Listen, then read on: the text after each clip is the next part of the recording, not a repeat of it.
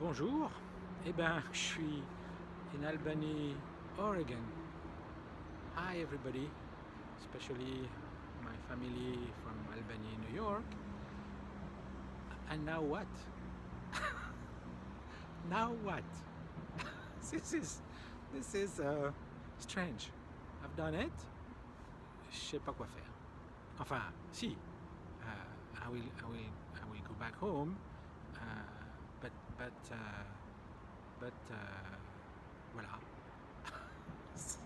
C'est totalement, je sais pas quoi dire. À part, je vous aime tous. Merci d'avoir suivi. Là, il y a les cérémonies de 9/11 en ville, donc je n'ai pas envie de faire de photos, c'est trop émouvant. Et puis, je vais aller jusqu'au bord du Pacifique et faire une dernière vidéo, et puis décider de ce que je fais ensuite. Je vous aime tous. I love you all. Bye bye. La route 20, la plus longue des États-Unis, va de Boston au Massachusetts à Newport en Oregon. 5415 km, elle traverse 12 États. Elle suit les chemins de transhumance des peuples premiers, les routes des migrations pour occuper les terres du centre et de l'ouest du pays. Le chemin de fer a suivi cette route d'est en ouest jusqu'aux Rocheuses, les villes se développant au fur et à mesure de son avancée. À la fin de l'été 2018, j'ai parcouru ce chemin, 20 jours sur ma Goldwyn de 20 ans flottant au-dessus de paysages époustouflants, collines vallonnées de l'État de New York, la mer intérieure du lac Erie, les grandes plaines après Chicago jusqu'à Yellowstone, et la redescente vers le Pacifique avec les grandes cultures, puis les déserts et la forêt primaire de l'Oregon tombant dans l'océan Pacifique.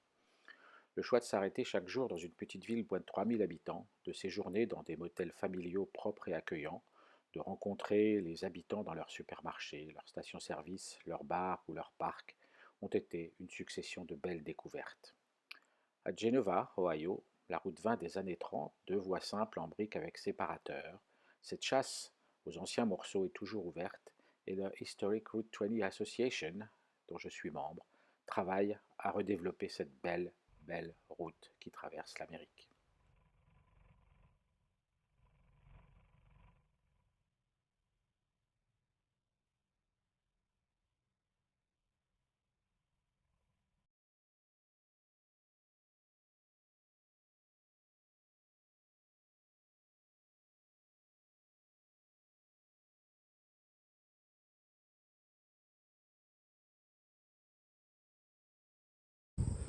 Jusque dans les années 40, c'était une des routes principales pour traverser les États-Unis.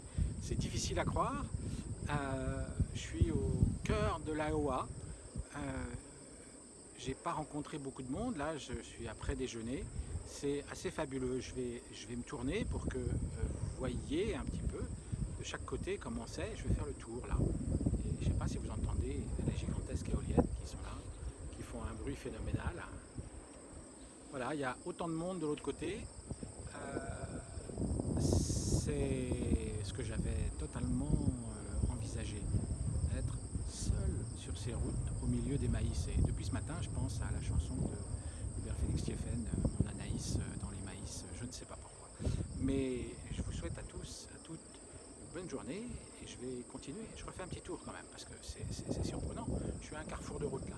Vous allez la voir, la route là, elle part, elle va tout droit, on ne sait pas où elle va, celle-là. Là, c'est d'où je viens. Et puis là, où je suis garé, il y a aussi une route qui va vers une ferme un peu plus loin. Bon, euh, c'est l'Amérique dite profonde. Bonne journée.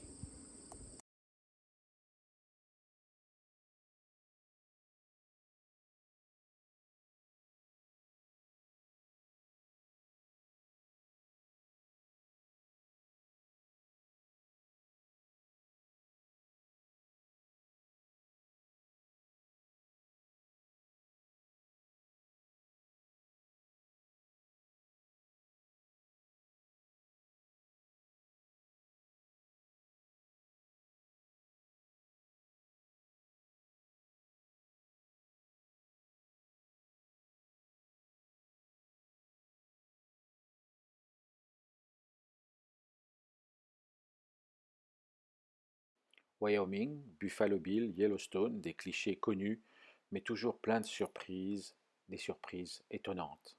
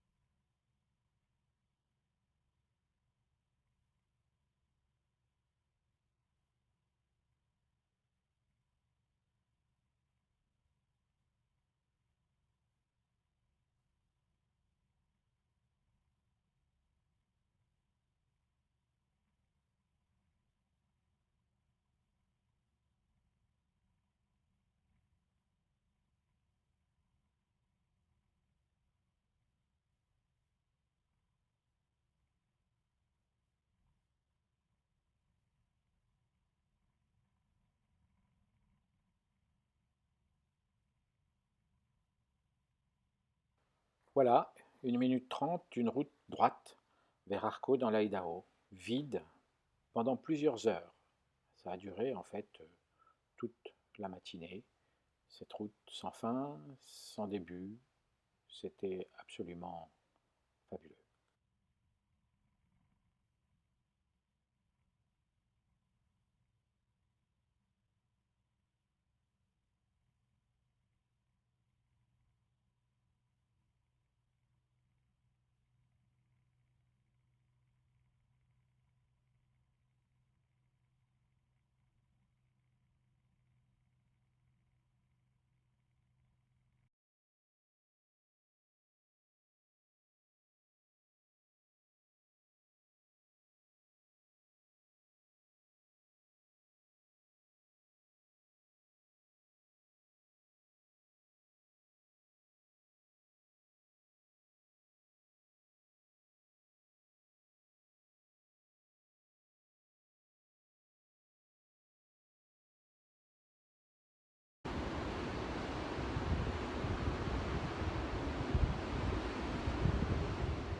Le blog vous permet de retrouver tous ces moments et puis la suite du voyage 6 mois plus tard, de l'Oregon à l'Arizona. Vraiment des belles traversées que je souhaite que vous fassiez aussi. À bientôt.